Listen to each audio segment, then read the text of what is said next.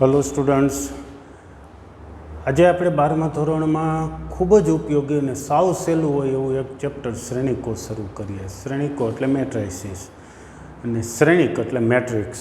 જે અહીં લખેલું છે શ્રેણિક એ મેટ્રિક્સ છે, એનું બહુવચન શ્રેણિકો એટલે કે મેટ્રાઇસિસ થાય છે. આમ જોઈએ તો નામ નવું લાગે, શ્રેણિક શું આવતું હશે એવું પણ વિદ્યાર્થીઓના મનમાં પ્રશ્ન ઉદ્ભવે, પણ ખૂબ સહેલું ચેપ્ટર. સામાન્ય રીતે સમીકરણોના ઉકેલની પદ્ધતિઓ માટે થઈને શ્રેણિકનો ઉપયોગ શરૂ થયેલો. જ્યારે આપણે એક ચલ બે ચલના સમીકરણોના ઉકેલ જોઈ ગયા, એ કોઈપણ રીતે મેળવવા સહેલા, પણ જેમ ચલ વધતા જાય એમ ઉકેલની પદ્ધતિઓ અઘરી અને કંટાળાજનક બનતી જાય. તેના માટે થઈને શ્રેણિકનો ઉપયોગ. જોકે અત્યારે જોઈએ તો શ્રેણિકોનો ઉપયોગ ઘણો બધો કોમ્પ્યુટર ટેકનોલોજીની એ સિવાયની બધી બ્રાન્ચો, કોમર્સમાં, અર્થશાસ્ત્ર, વાણિજ્ય, એ ઉપરાંત બીજા અન્ય ક્ષેત્રોમાં પણ ઘણો બધો આનો ઉપયોગ થાય છે. શું છે શ્રેણિક જોઈ લઈએ. સંખ્યાઓ અથવા તો વિધેયની, સંખ્યાઓ કે વિધેયની લંબચોરસ ગોઠવણી. લંબચોરસ ગોઠવણી એટલે કે સારણી. જેમ કે આપણે ટ્રે હોય છે લંબચોરસ પ્રકારની, તો સંખ્યાઓને જે ટ્રે પ્રકારની ગોઠવણી કરીએ, સારણી કરીએ ને શ્રેણિક કહે છે. શ્રેણિકને દર્શાવવા સામાન્ય રીતે જેમ ગણમાં કેપિટલ ABC નામ આપતા, એમ જ અહીંયા કેપિટલ ABC એવા નામ આપવામાં આવે છે. શું છે? સંખ્યાઓ કે વિધેય એની લંબચોરસ ગોઠવણી, લંબચોરસ સારણી પ્રકારની ગોઠવણી, ટ્રે જેવી ગોઠવણી એને શ્રેણિક કહે છે. દાખલા તરીકે વાત કહીએ તો ધારો કે સંખ્યાઓ લઈએ 1 2 5 -2 0 7. આ સંખ્યાઓની ગોઠવણી છે, એને એક આવા ટ્રે જેવા કૌંસમાં મૂકી દઈએ તો આ થયો શ્રેણિક. શ્રેણિકને નામ આપવું હોય તો આપણે કીધું એમ કેપિટલ ABC એમાંથી કોઈ પણ નામ આપણે આપી શકીએ. જેમ કે અત્યારે નામ આપવું હોય તો ધારો કે નામ આપીએ આપણે એ નામ આપીએ છીએ, શ્રેણિક એ છે. હવે અન્ય પણ તમે શ્રેણિક લઈ શકો. જેમ કે અત્યારે હું બીજું એક ઉદાહરણ લખું છું, sin θ, cos θ, θ² અને tan θ. આ પણ એક વિધેયોની ગોઠવણી છે. આ શ્રેણિકને અન્ય નામ આપવું હોય તો કેપિટલ B પણ આપી શકીએ છીએ. ત્યાર પછી હજી આગળ વધીએ શ્રેણિકમાં, તો આ શ્રેણિકમાં હાર કેટલી છે અને સ્તંભ કેટલો છે. હાર એટલે આપણે જોઈએ તો સમક્ષિતિજ જે સંખ્યાઓની ગોઠવણી હોય તેને હાર કહેશું. તો કેટલી હાર છે? એ પહેલી હાર ને બીજી હાર એટલે 2 હાર છે. હારને ઇંગ્લિશમાં રો કહેવાય. રો ઉપરથી R1 એવો સંકેત આને વાપરીએ. હારને આપણે રો કહેશું. હારનું ઇંગ્લિશ રો, રો ઉપરથી આર સંકેત વાપરશું. એવી જ રીતે સ્તંભ કેટલા છે? તો સૌપ્રથમ સ્તંભ એટલે કોલમ. તો શિરોલંબ સંખ્યાઓની ગોઠવણી છે એને સ્તંભ કહેશું. તો સ્તંભ કેટલા છે? પહેલો સ્તંભ, બીજો સ્તંભ અને ત્રીજો સ્તંભ. 2 હાર છે, R1 R2, રો 1 રો 2, એવી રીતે કોલમ 1 કોલમ 2 અને કોલમ 3. 3 કોલમ છે, 2 હાર છે, 2 હાર ને 3 સ્તંભ છે. આવા શ્રેણિકને દર્શાવવા માટે સામાન્ય રીતે અહીંયા સંકેત 2×3 અથવા 2/3 એવી રીતે લખશું. પ્રથમ છે એ હારની સંખ્યા લખશું પ્રથમ અંક તરીકે. એ આપણી અનુકૂળતા માટે ચોક્કસ કરી નાખીએ કે પહેલો અંક લખશું એ હારની સંખ્યા જ લખશું, જ્યારે બીજો અંક છે તે સ્તંભની સંખ્યા દર્શાવે. એવી રીતે આપણે એક નક્કી કરી લઈએ છીએ, સ્તંભની સંખ્યા દર્શાવે છે. બરાબર છે. ત્યાર પછી હજુ આગળ જોઈએ શ્રેણિકની કક્ષા.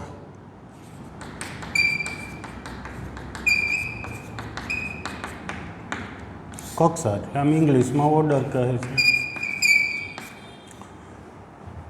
તો ઘણી વખત આપણે સામાન્ય વ્યવહારમાં એટલે સામાન્ય રીતે કોઈ રૂમ કે પ્લોટ કે ખેતર હોય તો એને જગ્યા એનો સાઇઝ છે એ આપણે આવી રીતે કંઈક દર્શાવતા હોય. જેમ કે કોઈ રૂમ હોય તો 10 બાય 12નો રૂમ એમ કહેતા હોય, 10x12 અથવા તો 12x15 કે 10x15 એમ રૂમની સાઇઝ જે કહેતા હોય એવી જ રીતે શ્રેણિકની કક્ષા. ધારો કે શ્રેણિકમાં એમ હાર છે, એમ હાર અને સ્તંભની સંખ્યા ધારો કે n છે.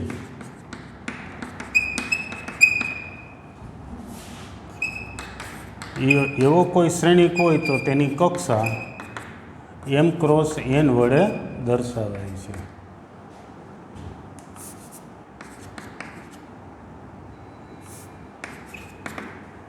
એમ હાર હોય, હારની સંખ્યા m હોય અને સ્તંભની સંખ્યા n હોય તો તેવા શ્રેણિકની કક્ષા m ક્રોસ n કહે. જેમ કે અત્યારે આ શ્રેણિક ઉદાહરણ છે, તેમાં 2 હાર છે અને 3 સ્તંભ છે, એટલે 2x3 લખેલું છે, એ શ્રેણિકની કક્ષા કહેવાય. શ્રેણિક એની કક્ષા 2x3 છે. એવી જ રીતે શ્રેણિક બીની કક્ષા શું થશે તો કેટલી હાર છે? 2 હાર છે. સ્તંભ કેટલા છે? 2 સ્તંભ છે. 2 હાર અને 2 સ્તંભ છે એટલે તેની કક્ષા 2x2 છે તેમ કહેવાય. હા, ઘટકો અને અંદર જે સભ્યો છે એને શ્રેણિકના ઘટક. તો ઘટક કેટલા છે? 1 2 3 4 5 6 6 ઘટક છે. આ શ્રેણિકમાં ઘટકની સંખ્યા વાત કરીએ તો 4 ઘટક છે. તો આમાં ઘટકની સંખ્યા કેટલી થઈ તો સિમ્પલ છે, આનો ગુણાકાર કરી નાખો તો અંદર કેટલા ઘટક છે તે તમને ખબર પડી જાય. હાર અને સ્તંભની સંખ્યાનો ગુણાકાર કરો તો અંદર કેટલા સભ્ય છે, કેટલા ઘટક છે તે તમે જાણી શકો. જેમ કે આ શ્રેણિકની વાત કરીએ તો 2 × 2 એટલે 4 થાય. 4 એ શ્રેણિકના ઘટકોની સંખ્યા મળી જાય. અંદર કેટલા ઘટક હશે? ઘટક એ શું હશે? સંખ્યાઓ કે વિધેય હોય. સંખ્યાઓ હોય કે વિધેય હોય તેને શ્રેણિકના ઘટક કે સભ્યો કહે છે. સામાન્ય રીતે ઘટક એવો શબ્દ વપરાય છે. શ્રેણિકની કક્ષા m ક્રોસ n છે, તો આમાં m ક્રોસ n કક્ષાવાળા શ્રેણિકમાં ઘટકની સંખ્યા, ઘટકોની સંખ્યા m ગુણ્યા n થાય. હવે m ક્રોસ n જે શ્રેણિકની કક્ષા હોય તો આવા શ્રેણિકને m ક્રોસ n શ્રેણિક કહે છે. જેમાં m હાર અને n સ્તંભ હોય તેવા શ્રેણિકની કક્ષા m ક્રોસ n થાય અને તેવા શ્રેણિકને m ક્રોસ n વડે અથવા તો m/n વડે દર્શાવાય છે. એટલે જેમ કે આ શ્રેણિકને કેવું હોય તો આ શ્રેણિક છે એ 2x3 કક્ષાનો શ્રેણિક છે અથવા 2x3 શ્રેણિક કહેવાય. આ શ્રેણિક છે એ 2x2 શ્રેણિક કહેશું. બરાબર છે. ઘટકોની સંખ્યા એટલે જે હાર અને સ્તંભની સંખ્યાનો ગુણાકાર કરી નાખશો તો શ્રેણિકમાં ઘટકોની સંખ્યા મળે. એક ઉદાહરણ હજી સમજીએ. ધારો કે કોઈ એક શ્રેણિક લઈએ છીએ, તેમાં ઘટકોની સંખ્યાની વાત કરીએ. જો કોઈ શ્રેણિકમાં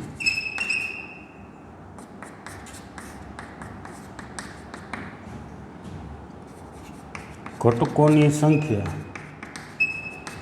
12 હોય તો તેની શક્ય કક્ષાઓ કઈ કઈ થાય? ઘટકોની સંખ્યા 12 થાય છે, અંદર 12 ઘટક છે તો એની કક્ષા કેટલી હશે? કેટલી હારને સ્તંભ રાખીએ તો એની કક્ષા થઈ શકે? તો જવાબમાં શક્ય કક્ષા કઈ કઈ થાય? તો એક હારને 12 સ્તંભ હોય તો થઈ શકે. એક હાર હોય અને 12 સ્તંભ હોય. બીજું 2 હાર 6 સ્તંભ હોય. 2 હાર હોય અને સ્તંભની સંખ્યા આવી રીતે 3 છે, એમ તમે સ્તંભની સંખ્યા 6 રાખો તો ઘટકની સંખ્યા 12 થઈ શકે. બીજી રીતે જોઈએ તો એવા 12ના અવયવ રાખવા છે કે જેનો ગુણાકાર 12 થઈ જતો હોય છે. બરાબર છે. ત્યાર પછી 4 તેરી 12. તો 4 હાર હોય અને 3 સ્તંભ કરો તો પણ થઈ જાય. 3 હાર 4 સ્તંભ હોય તો થઈ જાય. 6 હાર 2 સ્તંભ અને 12 હાર ને 1 સ્તંભ હોય. આટલી કક્ષાઓ થાય. આટલી શક્ય કક્ષાઓ છે. જો ઘટકની સંખ્યા 12 રાખવી હોય તો કક્ષા આટલી હોવી જોઈએ. બીજી રીતે હજી થોડું સહેલું ઉદાહરણ લઈએ. ધારો કે કક્ષા ઘટકોની સંખ્યા આપણે બદલીએ છીએ ઉદાહરણ. ધારો કે ઘટકોની સંખ્યા 6 રાખવી છે તો શક્ય કક્ષાઓ કેટલી થાય? તો આ એક ઉદાહરણ તો છે જ. બીજું કે ક્યાં ક્યાં થાય? તો 1/6 એવું ઉદાહરણ શક્ય છે. એક હાર હોય અને 6 સ્તંભ હોય તો કુલ ઘટકોની સંખ્યા 6 થાય. તમે ચેક કરી શકો. એ જ રીતે 6 1 એટલે કે હારની સંખ્યા. ધ્યાન રાખજો, પહેલો જે સંખ્યા લખી છે હારની સંખ્યા દર્શાવે, બીજો ઘટક લખી છે, બીજી જે અહીંયા અંક લખી છે એ સ્તંભની સંખ્યા દર્શાવે. એ આપણે એક નિશ્ચિત રાખશું જેથી કરીને સમજવામાં કોઈ આડાવડું ન થઈ જાય. પછી બીજું 3 હારને 2 સ્તંભ અથવા તો 2 હારને 3 સ્તંભ. આવી રીતે કુલ 4 શક્ય ગોઠવણી થઈ શકે. આટલું બરાબર છે. તો એક હજી આપણે એનું વ્યાપક સ્વરૂપ લઈએ. તો ચાલો એક આટલું લખી નાખજો. ત્યાર પછી હવે અશ્રેણિકનું વ્યાપક સ્વરૂપ લખીએ, જે ખૂબ ઉપયોગી છે આપણા માટે. વ્યાપક સ્વરૂપ ઉપરથી આપણે આગળ જતા ઘણા બધા પરિણામો, વ્યાખ્યાઓ લખવાના, સમજવાના છીએ.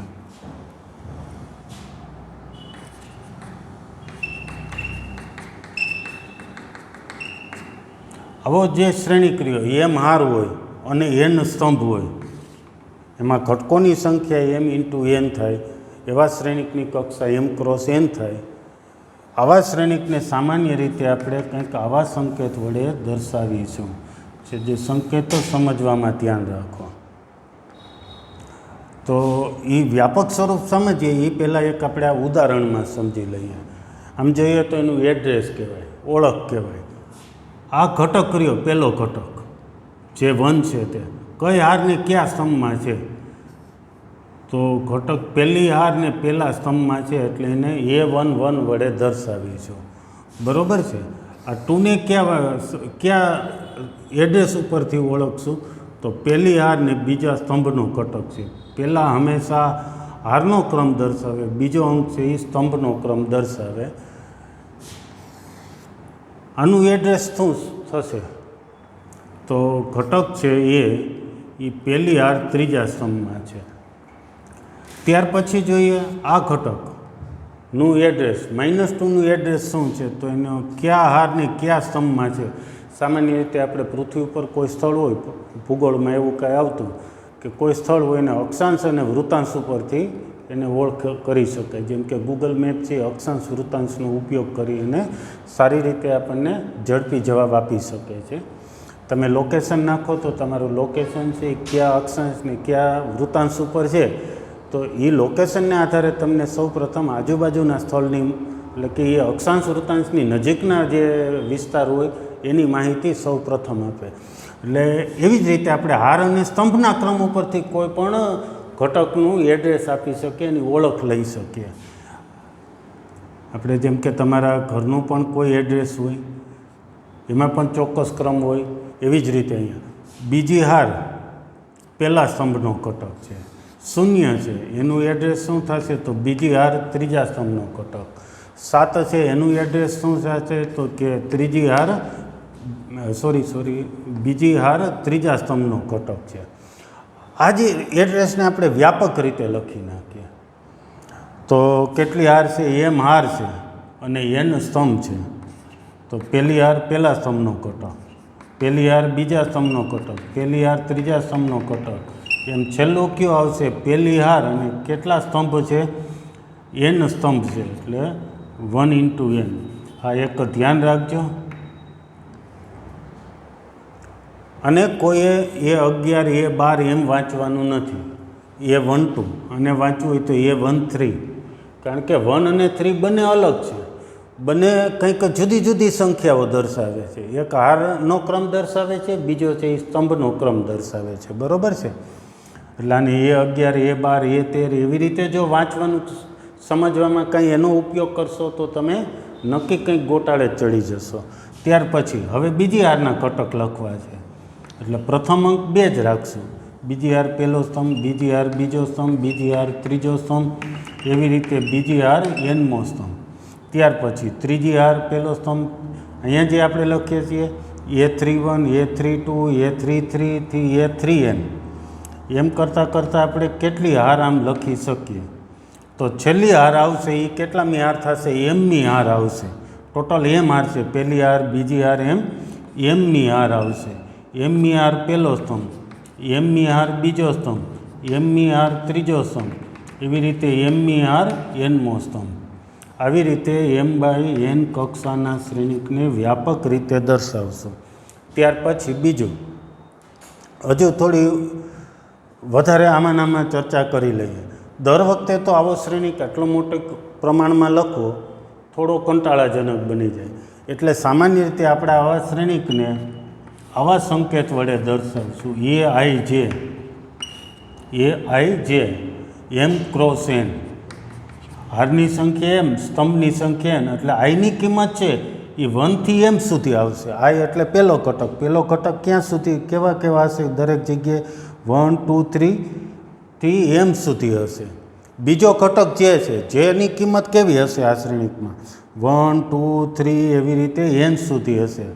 એટલે કે જ્યાં આપણે લખવું હોય તો આઈની કિંમત છે 1 થી m સુધીની હશે. 1 m કે ની વચ્ચેની હશે પહેલો ઘટક. બીજો ઘટક છે એની કિંમત આ શ્રેણિકમાં શું હશે? તો 1 n અને એની વચ્ચેની હશે. એટલે કે જેની કિંમત છે 1 અને n કે એની વચ્ચેની કિંમત હશે. બરાબર છે? આ શ્રેણિકને એ થોડુંક નીચે લખું છું, m ક્રોસ n વડે દર્શાવાય છે. એવી જ રીતે જ્યારે કોઈ વ્યાપક રીતે હજી આના સિવાયનો બીજા શ્રેણિકની જરૂર પડે તો એને બી અને આવું જ એનું વ્યાપક સ્વરૂપ, એટલે કે એને બદલે સ્મોલ બી અંદર ઘટક તરીકે આવી જાય. હા, થોડા સંકેતોમાં ફરીથી ધ્યાન રાખો. શ્રેણિકને નામ કેપિટલ આપશું, અંદર ઘટક છે એ બધા સ્મોલ અક્ષરો વડે દર્શાવીએ. જેમ કે તમે ગણમાં દર્શાવો છો, ગણને નામ કેપિટલ આપતા અંદર સભ્યો ઘટક છે એને તમે સ્મોલ સંકેતો વડે દર્શાવતા. એટલે બી શ્રેણિક છે એને B11 B12 થી એવી રીતે ધારો કે m હારની n સ્તંભ છે તો આવા શ્રેણિકને Bij m ક્રોસ n વડે દર્શાવીશું. એક વ્યાપક સ્વરૂપ ખાસ સમજી લ્યો. ચાલો આટલી વસ્તુને ફરીથી ઝડપથી સમજી લઈએ. શ્રેણિકી શું છે? તો સંખ્યાઓ કે વિધેય હોય એની લંબચોરસ ગોઠવણી. સારણી એટલે ટ્રે પ્રકારની ગોઠવણી. બરાબર છે? એને શ્રેણિક કહે છે. શ્રેણિકને દર્શાવવા માટે સામાન્ય રીતે કેપિટલ A B C જેવા સંકેતોનો ઉપયોગ થાય છે અને અંદર જે સંખ્યા કે વિધેય લખ્યા છે એને શ્રેણિકના ઘટક અથવા સભ્યો કહે છે. શ્રેણિકની કક્ષા, જેમ આપણે રૂમ સાઇઝને એવી રીતે કહેતા હોય કે 10x12નો રૂમ છે, એવી રીતે એની કક્ષા. જે શ્રેણિકમાં m હાર હોય અને n સ્તંભ હોય તેવા શ્રેણિકની કક્ષા m/n કે m ક્રોસ n છે તેમ કહેવાય. આવા શ્રેણિકને m ક્રોસ n શ્રેણિક પણ કહેવાય. એટલે ધારો કે આજ BR છે ને 3 સ્તંભ છે તો આ 2/3 કક્ષાનો શ્રેણિક કહેવાય. શ્રેણિકની કક્ષા 2/3 કહેવાય અથવા 2/3 પ્રકારનો શ્રેણિક કહેવાય. આ શ્રેણિકને 2/2 કક્ષાનો શ્રેણિક કહેવાય. શ્રેણિકનું વ્યાપક સ્વરૂપ, જો m હાર અને n સ્તંભ હોય તો તેવા શ્રેણિકને વ્યાપક રીતે આવા સંકેત વડે દર્શાવશું. અંદર જે દરેક કુલ કેટલામાં સભ્યો હશે તો m ગુણ્યા n ઘટક હશે. આ m ગુણ્યા n ઘટક છે એને આપણે આવી રીતે દર્શાવશું. જે અહીંયા અંક લખ્યા છે 2 અંકમાં પહેલો અંક છે હારનો ક્રમ દર્શાવે અને બીજો અંક છે એ સ્તંભનો ક્રમ દર્શાવે છે. હાર અને સ્તંભના ક્રમ ઉપરથી આપણે કોઈ પણ ઘટકને એનું સ્થાન ઓળખી શકીએ. જેમ કે તમને કીધું છે દાખલા તરીકે કે કોઈ શ્રેણિક છે એનો A23મો ઘટક એટલે બીજી હાર ત્રીજા સ્તંભનો ઘટક, બીજી હાર ત્રીજા સ્તંભનો ઘટક. ધારો કે એવું કંઈ લખ્યું છે 7 4, તો આ ક્યાં આવતો છે એનું એડ્રેસ જાણી શકીએ આપણે છીએ. 7મી હાર, પહેલી બીજી ત્રીજી એમ કરતાં 7મી હાર અને ચોથા સ્તંભનો ઘટક આવતો હોય તે થશે A7 4. બરાબર? આવી જ રીતે બીજા શ્રેણિકની ક્યાંય જરૂર પડશે તો આપણે એને કેપિટલ B અને આવી રીતે લખ્યું હોય ત્યારે આવો જ એક બીજો શ્રેણિક તમારે સમજી લેવાનો થશે. ટૂંકમાં બીજી રીતે કહીએ તો હવેથી શ્રેણિકોને લખશું વ્યાપક રીતે આવી રીતે એને ત્યારે તમારે સમજવા માટે આવા શ્રેણિકનો ઉપયોગ કરવાનો રહેશે. ઓકે, બહુ સહેલું છે. એક વખત આટલું બેઝિક થઈ ગયા પછી કંઈ જ અઘરું નથી. ત્યાર પછી હવે આગળ વધીએ. બીજું, શ્રેણિકોના પ્રકાર.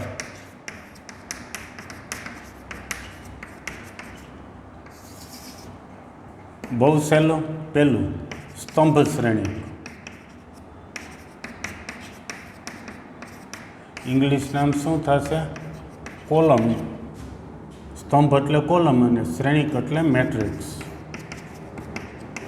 પાછું કહી દઈએ, મેટ્રિક્સનું બહુવચન છે, પ્લુરલ છે, એ મેટ્રાઇસિસ છે. ઓકે. કોને સ્તંભ શ્રેણિક કહેવાય? તો સાવ ટૂંકમાં કહેવું હોય તો એક જ હાર હોય, એક જ સ્તંભ હોય તેવા શ્રેણિકને સ્તંભ શ્રેણિક કહેવાય. જેમાં એક જ સ્તંભ આવતો હોય, સ્તંભની સંખ્યા એક જ હોય, એને સ્તંભ શ્રેણિક કહેવાય. દાખલા તરીકે લખીએ તો શ્રેણિકને નામ એ આપું છું 1 2. આ સ્તંભ શ્રેણિક છે. ખાલી 1 લખીએ તો પણ સ્તંભ શ્રેણિક છે. બીજું કંઈ લખીએ 3 - 7 સ્તંભ શ્રેણિક છે. ત્રીજો શ્રેણિક લખીએ -1/2 sin θ cos θ. સંખ્યાઓ કે વિધેય લખી શકીએ. સંખ્યા એટલે એ કાલ્પનિક સંખ્યા, વાસ્તવિક સંખ્યા કે કોઈ પણ સમય અસમય વગેરે લખી શકો, કે વિધેય પણ લખી શકો. સંખ્યા કે વિધેયોને તમારે લંબચોરસ ટ્રેમાં મૂકવાના છે. રેક્ટેન્ગ્યુલર ટ્રેમાં ગોઠવણી કરશો એને સ્તંભ શ્રેણિક, એને શ્રેણિક કહેવાય. એમાં જો સ્તંભની સંખ્યા એક જ હોય તો એવા શ્રેણિકને સ્તંભ શ્રેણિક કહે છે. વ્યાપક રીતે કહીએ તો એ બરાબર AIJ એમાં સ્તંભ એટલે આપણે કયો અંક એક રાખશું? તો પહેલી હારની સંખ્યા અને બીજો સ્તંભની સંખ્યા. સ્તંભની સંખ્યા એક જ રાખવી છે. હાર ગમે તેટલી હોય, સ્તંભની સંખ્યા એક હોય, આવા શ્રેણિકને સ્તંભ શ્રેણિક કહેવાય. અને આને ટૂંકમાં લખેલું છે આવા પ્રકારે. એને આ રીતે લખવું હોય તો આમ કંઈક લખી શકીએ A11 A12 થી A1M. તો એ રીતે કહીએ તો આમાં હાર એક છે,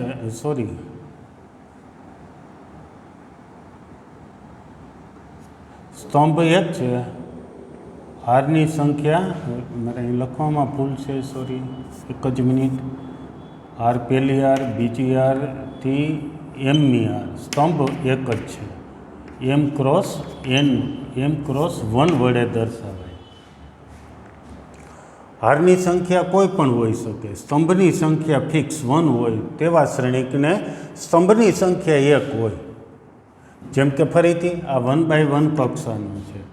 આમાં હારની સંખ્યા 2 છે, સ્તંભની સંખ્યા 1 છે. હારની સંખ્યા 3 છે, સ્તંભની સંખ્યા 1 છે. બીજું, સ્તંભ શ્રેણિક પછી શું આવશે? તો કે હાર શ્રેણિક. હાર શ્રેણિકનું ઇંગ્લિશ શું થશે? તો કે હાર એટલે રો મેટ્રિક્સ.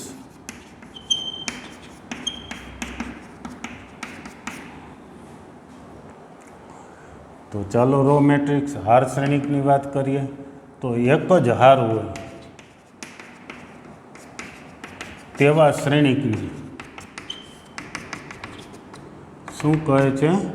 હાર મેટ્રિક્સ, હાર શ્રેણિક કહે છે. દાખલા તરીકે વાત કરીએ, ઉદાહરણ, એક જ હાર હોવી જોઈએ. ટૂંકમાં એક જ સ્તંભ, શબ્દ એટલું જ યાદ રાખવું. એક જ હાર હોય એવા શ્રેણિકને હાર શ્રેણિક કહે છે. દાખલા તરીકે વાત કરીએ તો કોઈ શ્રેણિક એ લઈએ છીએ, નામ એ આપ્યું. દાખલા તરીકે 1 રાખીએ તો ચાલશે? તો કે આમાં હારની સંખ્યા 1 છે, સ્તંભની સંખ્યા 1 છે, એટલે હાર શ્રેણિક કહેવાય. બીજું કોઈ ઉદાહરણ લખીએ, ધારો કે I√3 - 1/2. હાર 1 છે, સ્તંભની સંખ્યા 3 છે. હાર 1 છે, સ્તંભ 3 છે. આ શ્રેણિક હાર શ્રેણિક કહેવાય. વ્યાપક રીતે લખવું હોય તો એ બરાબર એવો શ્રેણિક AI છે જેમાં હારની સંખ્યા 1 હોય, સ્તંભની સંખ્યા કોઈ પણ હોઈ શકે. એને એટલે કોઈ પણ સંખ્યા હોઈ શકે. કોઈ પણ સંખ્યા મતલબ ધનપૂર્ણાંક. અને એનું વ્યાપક સ્વરૂપ લખવું હોય તો A11 A12 A13 થી A1N. શું છે? 1 હાર ને N સ્તંભ છે. એક જ હાર છે ને સ્તંભ પહેલો, બીજો, ત્રીજોથી Nમાં સ્તંભ સુધીના ઘટક છે. હાર શ્રેણિક પછીનો શ્રેણિકનો પ્રકાર ચોરસ શ્રેણિક એવું લઈએ છીએ. ચોરસ શ્રેણી. સ્ક્વેર મેટ્રિક્સ, ઇંગ્લિશમાં સ્ક્વેર મેટ્રિક્સ કોને ચોરસ શ્રેણિક કહેવાય? આમ તો નામ પૂરતું છે. હાર શ્રેણિક, સ્તંભ શ્રેણિક, જેમ નામ એવું જ કંઈક વ્યાખ્યામાં ગુણધર્મ આવે છે, એવી જ કંઈક એમાં ચોકસાઈ આવે છે. સ્તંભ શ્રેણિક તો એક જ સ્તંભ હોય, હાર શ્રેણિકમાં એક જ હાર હોય. તો ચોરસ શ્રેણિકમાં હાર અને સ્તંભની સંખ્યા સમાન હોય. હાર અને સ્તંભની સંખ્યા સમાન હોય. હાર અને સ્તંભ સમાન નહીં હોય, તેની સંખ્યા સમાન. એટલે કે હાર 2 હોય તો સ્તંભે 2 હોય, હાર 5 હોય તો સ્તંભે 5 હોય. ઘટક ભલે જુદા હોય પણ એની સંખ્યા સરખી રહેવી જોઈએ, તેવા શ્રેણિકને ચોરસ શ્રેણિક કહેવાય. દાખલા તરીકે, પહેલાં દાખલા તરીકે એવું લઈએ તો આ હાર અને સ્તંભની સંખ્યા 1 છે. એવું નથી કે 1 જ લખવા, 4 પણ લખી શકો, -4 લખી શકો, કોઈ પણ સંખ્યા વિધેય લખી શકો. હાર અને સ્તંભની સંખ્યા 1 છે. બીજું એક ઉદાહરણ, ધારો કે નામ B આપી છે, 1 2 3 4. કેટલી હાર ને કેટલા સ્તંભ? 2 હાર છે, 2 સ્તંભ છે. ફરીથી એક ચોખવટ કરી દે, પહેલાં હંમેશા હારની સંખ્યા જ લખશું અને બીજો અંક તરીકે અહીંયા સ્તંભની સંખ્યા લખશું. અન્ય એક ઉદાહરણ લઈ લઈએ, 3/3. કેટલા ઘટક થશે પહેલાં એ પૂછી લઈએ. તો અહીંયા કંઈક લખ્યું છે, એમ હારની n સ્તંભ હોય તો અંદર m × n જેટલા ઘટક થાય. તો અહીંયા 3 હારને 3 સ્તંભ કરવા છે તો અંદર કેટલા ઘટક જોશે? તો કે સિમ્પલ છે, બંનેને ગુણાકાર કરી નાખો, 9. અંદર 9 ઘટક થશે. 4 હારને 3 સ્તંભ હોય એવો શ્રેણિક તમે બનાવો તો એમાં કેટલા ઘટક જોશે? તો 4 તેરી 12 ઘટક એમાં આવશે. વ્યાપક રીતે કહીએ, A બરાબર Aij, એમાં હાર અને સ્તંભની સંખ્યા સમાન રાખીએ તો તેને ચોરસ શ્રેણિક કહેવાય. શું કામે ચોરસ શ્રેણિક છે? મેં લખ્યું તો કે હાર અને સ્તંભની સંખ્યા સમાન રાખી છે. તો સાવ સહેલી વ્યાખ્યાઓ છે અત્યાર સુધી, સ્તંભ શ્રેણિક, હાર શ્રેણિક અને ચોરસ શ્રેણિક. ત્યાર પછી હજી વ્યાખ્યાઓમાં આગળ વધીએ.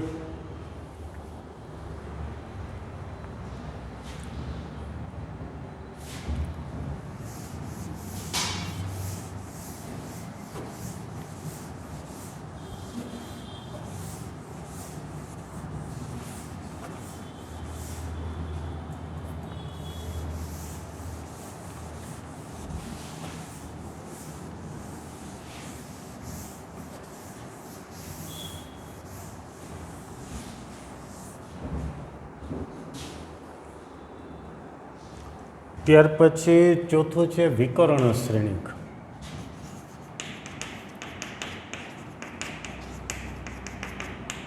વિકર્ણ એટલે ડાયાગોનલ.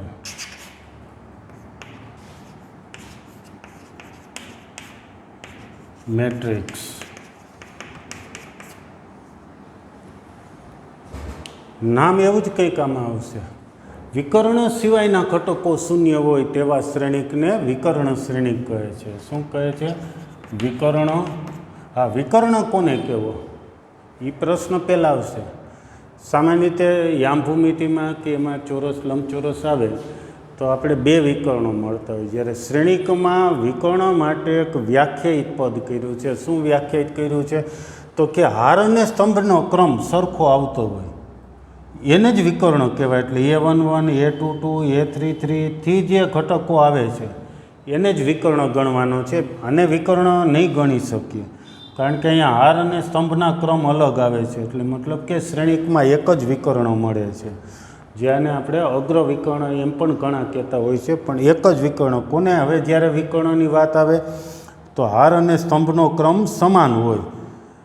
હાર અને સ્તંભનો ક્રમ સમાન હોય એવા ઘટકોથી બનતા વિકર્ણને વિકર્ણ શ્રેણિકમાં કહેશું. શ્રેણિકમાં વિકર્ણ એટલે હાર અને સ્તંભ, મતલબ ક્યાંયથી પહેલા ઘટકથી જ જે વિકર્ણ તરીકે મળે છે તેને વિકર્ણ કહેશું. તો વિકર્ણ શ્રેણિક એટલે ડાયગોનલ મેટ્રિક્સ કોને કહેશું? તો વિકર્ણ સિવાયના ઘટકો.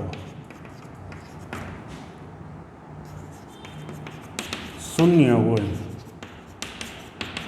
તેવા શ્રેણિકને, શું ફરીથી, વિકર્ણ સિવાયના ઘટકો શૂન્ય હોય તેવા શ્રેણિકને વિકર્ણ શ્રેણિક કહે છે. તો દાખલા તરીકે પહેલાં લઈએ, પછી એને વ્યાપક સ્વરૂપમાં આપણે ઢાળી દઈએ. ધારો કે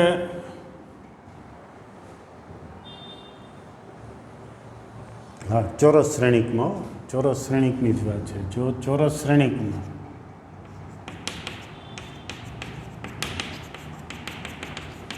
ચોરસ હોય એમાં જ, એટલે કે આવી રીતે શ્રેણિક હોય તો આ વિકર્ણ થયો. અહીંયા એક વિકર્ણ મળશે. A11 અહીંયા આવશે, A22 હશે, A33 હશે, બરાબર. એ વિકર્ણ થયો જ્યાં બંને અંક સમાન છે, હાર અને સ્તંભનો ક્રમ સમાન હશે. એ ઘટકોથી બનતો વિકર્ણ. એ વિકર્ણ સિવાયના ઘટકો શૂન્ય હોય, એટલે ધારો કે હું 1 2 લખું છું તો એ વિકર્ણ લખો. એ સિવાયના ઘટકો શૂન્ય હોય તો તેને વિકર્ણ શ્રેણિક કહે છે. હજી એક અન્ય ઉદાહરણ લખીએ. 3x3 કક્ષાનું ચોરસ હોવો જોઈએ, એટલે 2x2 હોય, કાં 3x3 હોય, કાં 4x4 હોય. વ્યાપક રીતે n×n કક્ષાનો શ્રેણિક હોય. એમાં પહેલા ઘટકથી શરૂ કરીને મળતો વિકર્ણ એ સિવાયના ઘટકો શૂન્ય હોય, એટલે 1 - 1 0. બાકીના ઘટકો શૂન્ય હોય. હા, ચાલો, આ વિકર્ણ શ્રેણિક છે. હવે એક સરસ મજાનું ઉદાહરણ આમાં બનાવીએ છીએ. આ વિકર્ણ શ્રેણિક તો છે જ. વિકર્ણ સિવાયના ઘટકો શૂન્ય છે, એટલે આને વિકર્ણ શ્રેણિક કહેવાય. આટલું ક્લિયર? હવે એક નવું ઉદાહરણ લખીએ છીએ. અહીંયા ફરીથી નવું ઉદાહરણ. આને વિકર્ણ શ્રેણિક કહેવાય કે નહીં? તો ફરીથી વ્યાખ્યા ઉપર જઈએ. શું વ્યાખ્યા એમ કહે છે? ચોરસ શ્રેણિકમાં વિકર્ણ સિવાયના ઘટકો શૂન્ય હોવા જોઈએ. વિકર્ણ સિવાયના, વિકર્ણ ભલે ગમે તે હોય, વિકર્ણ સિવાયના ઘટકો છે એ શૂન્ય હોય તો તેને વિકર્ણ શ્રેણિક કહેવાય. તો સિમ્પલ છે, અહીંયા બંને જગ્યાએ શૂન્ય લખી નાખીએ તો પણ વિકર્ણ શ્રેણિક કહેવાય. વિકર્ણમાં ભલે ગમે તે ઘટક હોય, વિકર્ણ સિવાયના ઘટકો છે એ શૂન્ય હોય. બીજી રીતે કહીએ તો આવા જે શ્રેણિક રહ્યું ચોરસ શ્રેણિક, એમાં અહીંયા બાકીના ઘટક લખ્યું છે અનુકૂળતા માટે. A12 A13, બીજી હારમાં A21 A22 A23,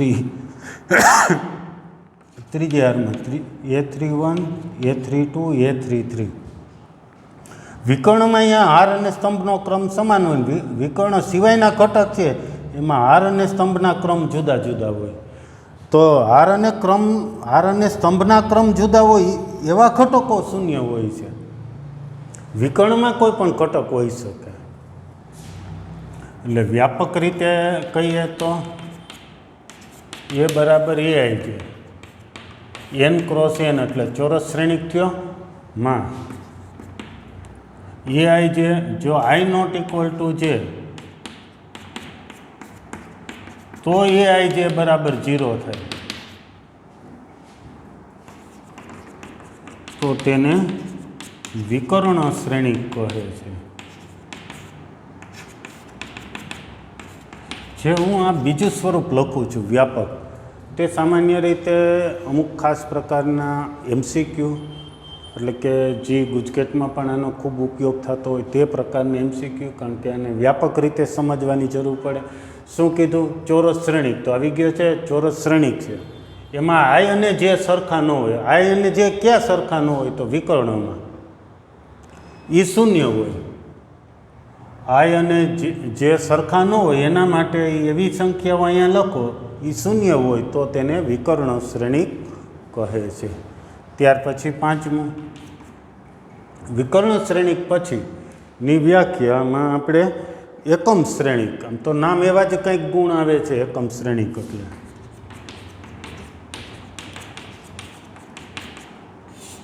identity matrix કોને એકમ શ્રેણિક કહેવાય? તો જે શ્રેણિકમાં, ચોરસ શ્રેણિકમાં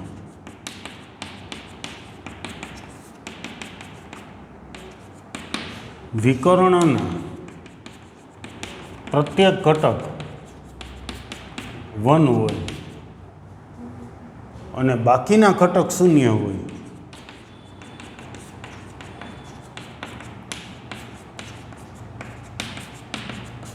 તેવા શ્રેણિકને એકમ શ્રેણિક કહે છે. ફરીથી શબ્દો, સૌપ્રથમ શ્રેણિક ચોરસ હોવો જોઈએ. શબ્દો બધા ધ્યાન રાખતા જજો, સમજતા જજો. ચોરસ શ્રેણિકમાં વિકર્ણના પ્રત્યેક ઘટક એક હોય, વિકર્ણમાં એક જ આવવો જોઈએ, બધે ઘટક એક જ આવવો જોઈએ. અને બાકીના એટલે કે વિકર્ણ સિવાયના બધા ઘટકો શૂન્ય હોય તેવા શ્રેણિકને એકમ શ્રેણિક કહે છે. તેને સંકેતમાં આઈ કે IN વડે દર્શાવાય છે. હા, ચોરસ શ્રેણિકની વાત પણ ફરીથી એક વખત કહી દઈએ. આવા શ્રેણિકને N કક્ષાનો ચોરસ શ્રેણિક કહે છે. N કક્ષાનો ચોરસ શ્રેણિક.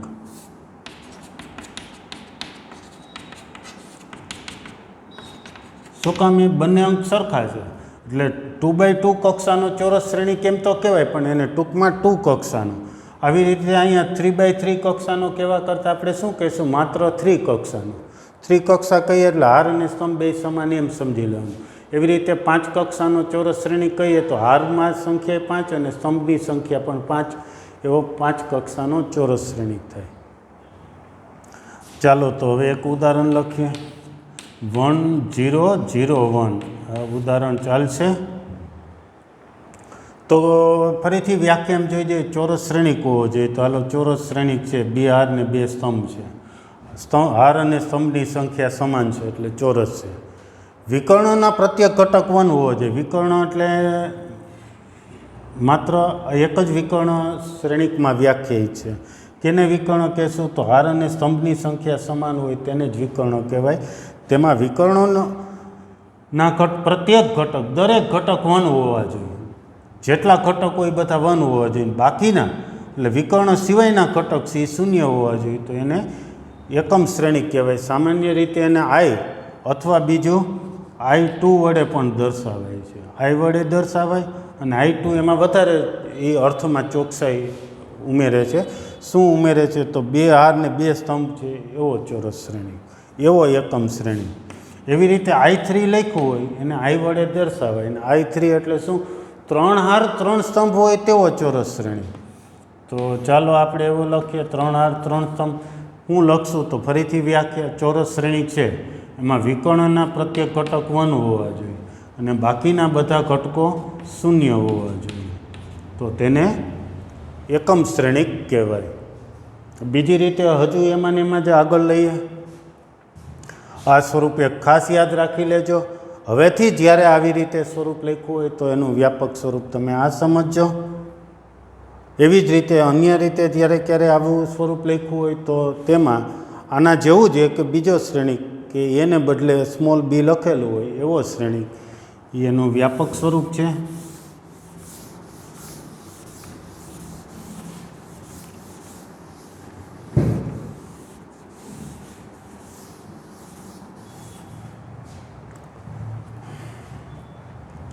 ચાલો હવે વ્યાપકતામાં વહી જઈએ.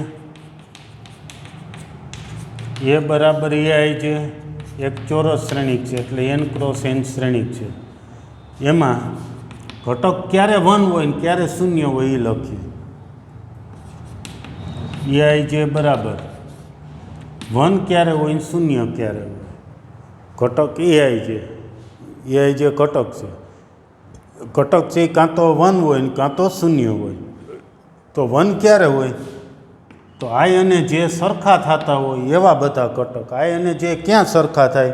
તો વિકર્ણમાં સરખા થતા હોય ત્યાં 1 લખ્યું છે. અને 0 ક્યારે થાય? તો I અને J સરખા ન હોય એટલે કે વિકર્ણ સિવાયના ઘટકો છે એ 0 હોય. એક્ઝેક્ટ આ જ વ્યાખ્યા લખી. જો ચોરસ શ્રેણી વિકર્ણના ઘટક 1 હોય એટલે I અને J સરખા હોય એને વિકર્ણ કહેવાય, એ 1 હોય. અને બાકીના એટલે કે વિકર્ણ સિવાયના એટલે I અને J સરખા ન હોય એ વિકર્ણના ઘટક, વિકર્ણ સિવાયના ઘટક કહેવાય, એ બધા 0 હોય. શબ્દ ખાસ સમજો. વ્યાખ્યા કોઈ પણ રીતે બધી જ રીતે સમાન છે. વ્યાપકતાનો ઉપયોગ આપણે MCQમાં અથવા તો ખાસ કરીને અટપટા એક્ઝામ્પલ્સ હોય એ સમજવા માટે વ્યાપકતાની ખૂબ જરૂર છે. એટલે વ્યાપક રીત પણ સમજવાની. હા, આના ઉપરથી જ તમે વ્યાપક સ્વરૂપ સમજી શકશો. જે અહીંયા શબ્દોમાં લખ્યું છે તે જ અહીંયા ટૂંકમાં સંકેતમાં લખેલું છે. ફરીથી તમે જોશો તો આની વ્યાખ્યા છે, જે શ્રેણિકમાં એક જ સ્તંભ હોય એવા શ્રેણિકને સ્તંભ શ્રેણિક કહેવાય. તો વ્યાપક રીતે શું કીધું? એ બરાબર એ આવી જાય.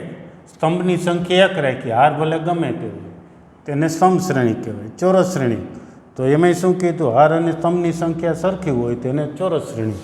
અહીંયા શબ્દો જોશો ને અહીંયા જોશો તો બે એક જ વસ્તુ આવે છે, કોઈ અલગ વસ્તુ નથી. સમજશો તો બધું જ સરખું અને સહેલું છે. આમ જોઈએ તો આ નવું ચેપ્ટર છે એટલે થોડાક આ બધા પદો વ્યાખ્યાયિત કરીએ છીએ. અને એક્ઝામ્પલ્સ તો તમે સરળતાથી એક એક્ઝામ્પલ, બે એક્ઝામ્પલ સમજાવીએ તો આખું સ્વાધ્યાય એક્સરસાઇઝ તમે જાતે ગણી શકો, એટલું સહેલું છે. એટલે આ બધા પદો છે એ ખાસ સમજો, જે તમને દાખલો સમજવામાં ઉપયોગી થશે. છઠ્ઠું, એકમ શ્રેણિક પછી અદિશ શ્રેણિક.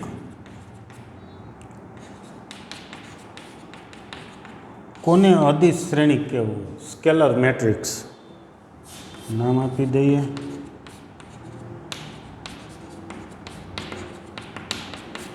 સ્કેલર મેટ્રિક્સ કોને કહેશું? તો કે એકમ શ્રેણિક જેવી જ એની વ્યાખ્યા છે. વિકર્ણના પ્રત્યેક ઘટક સમાન હોય એવું લખશું. એકને બદલે સમાન હોય. સમાન એટલે અહીંયા બધે જ અંક સરખા કહી દઈએ અને બાકીના ઘટક શૂન્ય હોય. શું? ફરીથી, વિકર્ણના ઘટકો સમાન હોય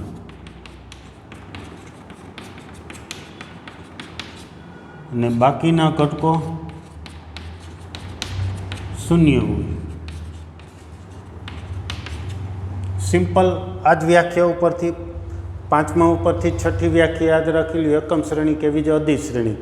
હા, અહીંયા પ્રત્યેક ઘટક વન હોય, જ્યારે અહીંયા પ્રત્યેક ઘટકો વન કે એ સિવાય પણ સમાન હોવા જોઈએ અને બાકીના ઘટક શૂન્ય હોય તેવા શ્રેણિકને અદિશ શ્રેણિક કહેશું. જેમ કે એ બરાબર ઉદાહરણ લઈએ તો 3 3 0 0, આ શ્રેણિક અદિશ શ્રેણિક કહેવાય. બરાબર છે. ત્યાર પછી બીજું ઉદાહરણ લખવું હોય તો -7 -7 -7, બાકીના ઘટકો શૂન્ય લખી નાખો. તો આ શ્રેણિક થયો અદિશ શ્રેણિક. આ શ્રેણિકને અન્ય રીતે આમ પણ લખી શકાય, 3 કોમન 1 0 0 1, સોરી, એટલે કે 3i2 એમ પણ લખી શકાય. 3 કોમન લઈએ તો પછી i2 વધે છે. એવી જ રીતે આ શ્રેણિકમાં -7 કોમન લેશો એટલે તમને i3 વધશે, અથવા -7 i3 ને બદલે i પણ કહી શકો છો, જે કીધું બરાબર, i કે in. ત્યાર પછી છેલ્લી વ્યાખ્યા આજની એક હજી સમજાવી દઈએ.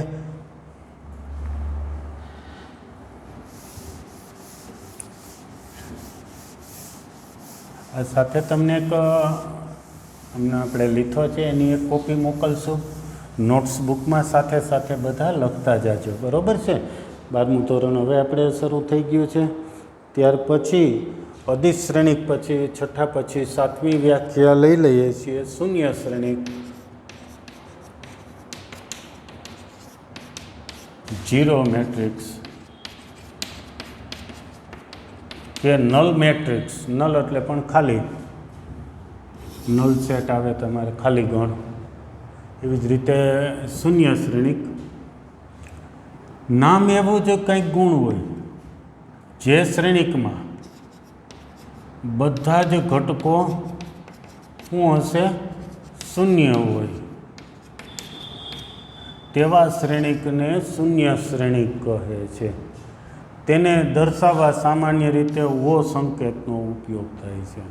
અને શ્રેણિકના બધા જ ઘટકો શૂન્ય હોય. જેમ કે ઉદાહરણ લખીએ 0 0 0 0. અન્ય એક ઉદાહરણ લખવું હોય તો આ પણ લઈ શકીએ 0 0 0 0 0 0. આ શૂન્ય શ્રેણિક છે. વ્યાપક રીતે લખવું હોય તો પણ સહેલું છે. ઓ બરાબર 0, m ક્રોસ n, હાર અને સ્તંભ કોઈ પણ હોય, બધા ઘટક શૂન્ય હોય. જેમ કે અહીંયા આપણે કીધું તો કે ઘટક એઆઈ છે. એઆઈ જેને બદલે ઘટક આપણે ઘટક એઆઈ જે છે, સભ્ય એઆઈ જે છે એની જગ્યાએ શૂન્ય લખી નાખો તો એ શૂન્ય શ્રેણિક કહેવાય. તેનો સંકેત ખાસ યાદ રાખી લેજો, ઓ. શૂન્ય નથી હો, આ ઓ છે. અંદર ઘટક શૂન્ય છે બધા, પણ શ્રેણિક છે એનું નામ કેપિટલ ઓ. જે કીધું કે શ્રેણિકને આપણે દર્શાવવા માટે કેપિટલ A B C જેવા સંકેતોનો ઉપયોગ કરશું, એટલે capital I, capital O, capital ABC જે બધે દર્શાવ્યા એવી રીતે. તો શ્રેણિક અને શ્રેણિકના પ્રકાર એ વ્યાખ્યા વ્યવસ્થિત સમજી લેજો. બહુ સહેલો મુદ્દો છે. આટલું સમજાઈ ગયા પછી ફરીથી બધાના માત્ર નામ લખો. નામ લખી અને એના ઉપરથી એમાં શું શું આવશે એટલું 2-3 વખત યાદ કરીને ફરીથી એક વખત વિડીયો ફરીથી જોઈ લેજો. મુદ્દો ક્લિયર થશે. નેક્સ્ટ લેક્ચરે આપણે અહીંથી આગળ વધશું. Okay, thank you.